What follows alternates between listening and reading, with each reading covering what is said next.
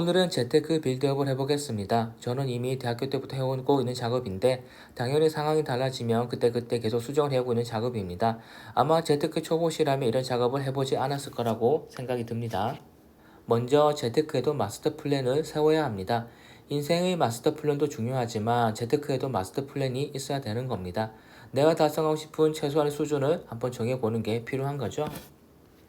예를 들어서 한강뷰에 살고 싶은지 아니면 해운대 바닷가에 살고 싶은 건지 몇 평에 살고 싶은지 차는 국산 중고차로 만족을 하는지 아니면 꼭 외제차를 사야지만 하는 건지 나이가 들어서 은퇴를 해서도 1년에 한 번은 유럽 여행 가고 싶은 건지 그런 것 등등을 정해야 하는 겁니다.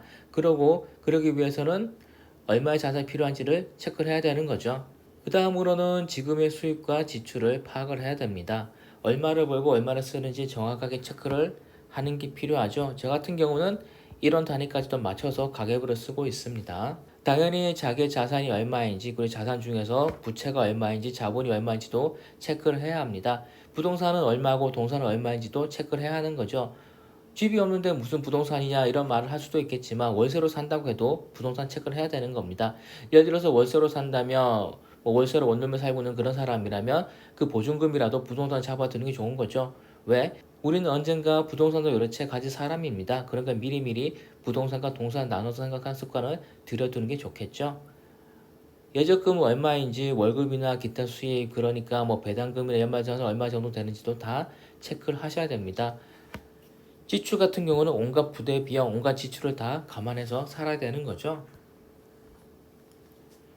그리고 여유가 된다면 당연히 보험은 드셔야 되는 겁니다.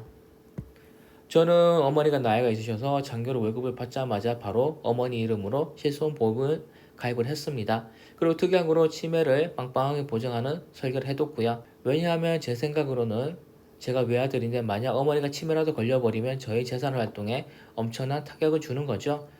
그러니까 그런 불의의 사태를 대비하기 위해서 그런 준비를 했던 겁니다. 그리고 저 앞으로 실손보험도 엄청 든든하게 들어놨습니다. 당시에 저와 같은 나이대 사람이 2만원도 안 되는 수준으로 보험을 들었다면 저는 다이렉트였음에도 불구하고 9만원이 넘는 수준으로 실손을 맞췄었죠. 그러니까 온갖 옵션을 다 넣었던 겁니다. 왜 이렇게 했냐면 보험이라고 하는 거는 돈을 버는 사람이 제일 빵빵하게 보장을 받아야 됩니다. 여러분이 가장이고 여러분의 가족이 아프면 여러분들의 집안은 가세가 기울지언정 거리에 나앉진 않습니다. 왜? 여러분이 계속 돈을 벌 거니까요.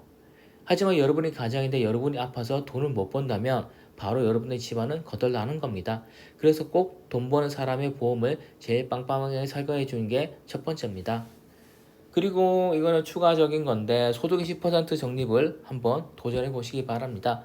저도 도전해 봤었는데 1년도 못하고 포기를 한 건데 독하게 재테크를 하고 싶다면 한번 도전해 보시기 바랍니다. 방법은 되게 간단합니다. 어떤 돈이라도 여러분이 돈을 벌게 되면 무조건 10%를 떼서 통장에 넣는 겁니다. 예를 들어서 월급을 100만원 받으면 10만원 적금을 넣는 거고 길에서 만원짜리 주문다면 1000원 적금을 넣는 겁니다. 엄청 번거롭고 귀찮은 일입니다. 그리고 주의할 건 예외를 두면 안 된다는 겁니다. 예를 들어서 이번 달에 100만원 벌어서 30만원 적립했다. 20만원 더 넣었으니까 다음 달에는 한번 건너뛸까 이런 생각을 해서는 안 된다는 거죠. 그러니까 지난번에 많이 했으니까 이번에 쉬자 같은 이런 물러빠진 생각해서는 안 되는 거고 항상 일관적으로 10% 이상 적립하는 걸 한번 해보시기 바랍니다. 이게 포인트인데 정말 어려운 겁니다. 그러니까 자신이 독하게 할 수 있다고 생각되면 도전해 보시기 바랍니다. 마스터 플랜과 자산을 파악을 했다면 그 다음으로는 내 집 마련 계획을 세우시기 좋죠. 그러니까 당장 집을 사면 좋겠지만 그게 무리라면 계획이라도 세워둬야 되는 겁니다. 자기의 자산을 현실적으로 파악을 해서 어느 동네에 어느 평수로 살지 언제 살지 같은 거는 생각을 해 두셔야 되는 거죠. 그러니까 저는 대기업에 다녔지만 저보다 나이 많은 사람 중에도 회사 동료 중에도 집 없는 사람들이 많았습니다. 집을 살 형편이 못 돼서 못 산 게 아니라 언젠가 사겠지 하면서 별 생각 없이 살다 보니까 타이밍을 놓쳐버리고 그러다 보니까 결국 집을 못 사게 되는 거죠. 여기까지 했다면 남은 건 심플합니다. 아마 여러분이 월급쟁이라면 여기까지 했을 때 여러분들한테 남는 여유 자금은 별로 없을 겁니다. 예를 들어서 월급이 300만 원이다. 그런데 생활비로 150만 원 써야 된다. 그러면 남는 돈은 150만 원이죠.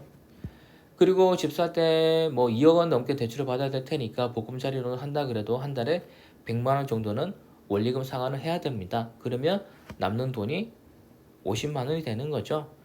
그렇지만 저는 주식 매매 다니까 50만 원이라고 말씀드렸습니다. 바꿔 말하면 50만 원이면 매달 한 종목은 살 수가 있는 겁니다. 매달 한 종목이라 그러면 1년이면 12종목이 되는 거죠.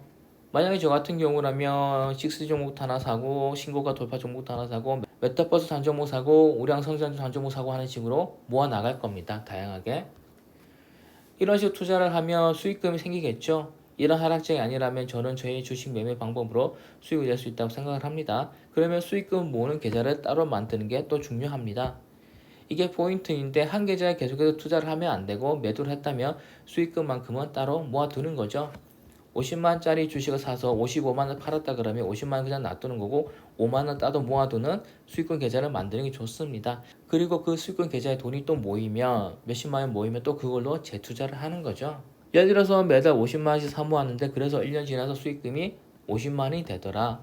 그러면 50만원 모아둔 계좌가 있겠죠. 이 수익금 모아준 계좌가 있을 건데 그걸로 뭐 코인을 사거나 뭐 NFT 사보거나 하면서 투자하면 되는 겁니다.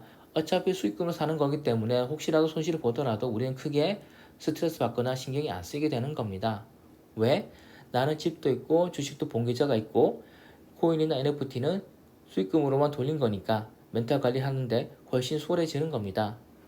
이상으로 재테크 빌드업을 간단히 소개해봤는데 중요한 건 남들보다 빠르게 계획을 세우고 실천을 하는 거고 마인드를 튼튼하게 세우는 겁니다.